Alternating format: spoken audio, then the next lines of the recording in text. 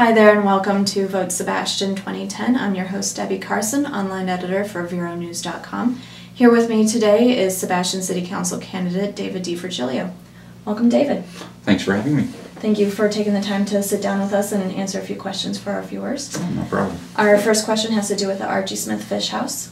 The Board of County Commissioners have allocated $45,000 to improve the aesthetics of the historic site, but more would have to be done in order to bring it up to code and to make it habitable for a business to move in. What are your thoughts on the possibilities of the city or the county putting more funding into the site to bring it up to where it can be used again?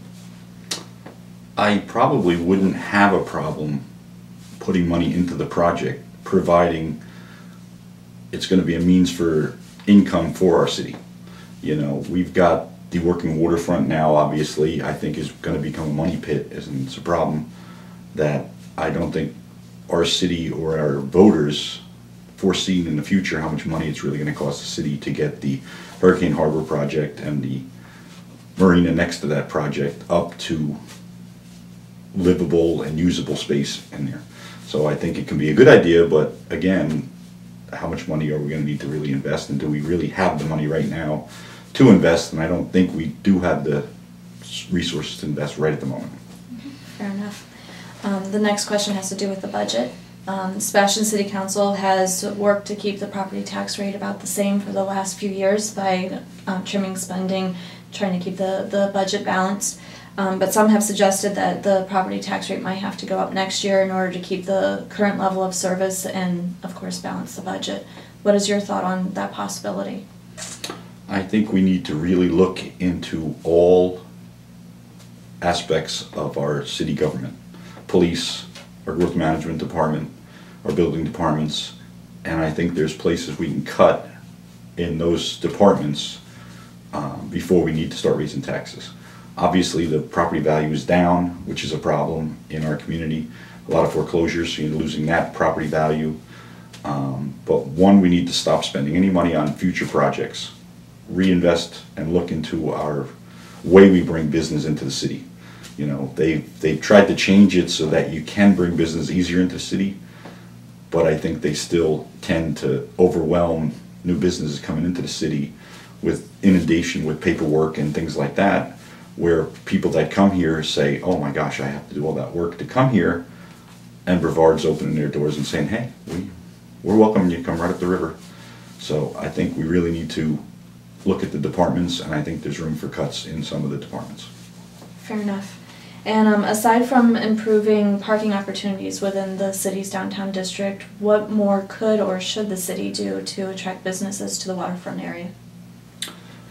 The parking issue is a problem, and the problem I have with it is we redesigned Main Street so it was supposed to be more boat-friendly, more people-friendly. Now we're going back saying, well, what we designed is really adequate parking, and now they've now hired a parking consultant to reevaluate our parking along the riverfront, which is more money we're spending.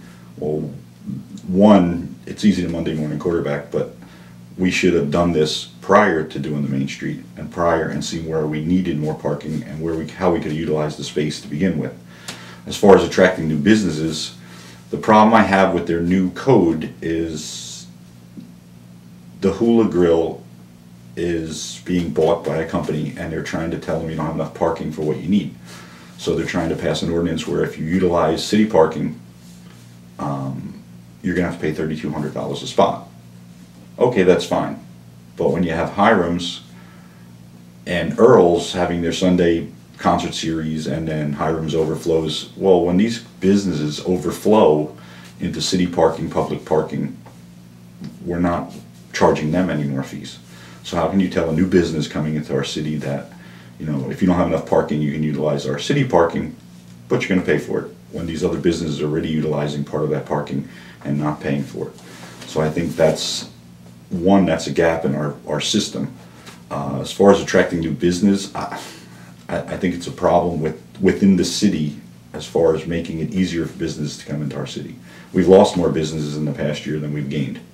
So obviously when businesses are leaving, one, there's either not a clientele for them, or two, the city is just making it so difficult for them to either stay here or maintain their level of service that they want to have, that it's not competitive for them, so they leave and go somewhere else.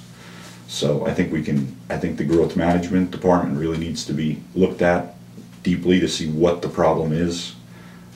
Like I said, last year I had my plan to put an economic coordinator overseeing all that was put into place, and I think that that's working, but it's still the growth management department. Still, it stalls in their department. So, you know, we have to really start looking at why it stalls there. Fair enough. Okay. Well, those are all the questions that we have for you this afternoon. Thank you so much again for taking the time and sitting down with us and speaking with our viewers and answering their questions. Thanks for having me.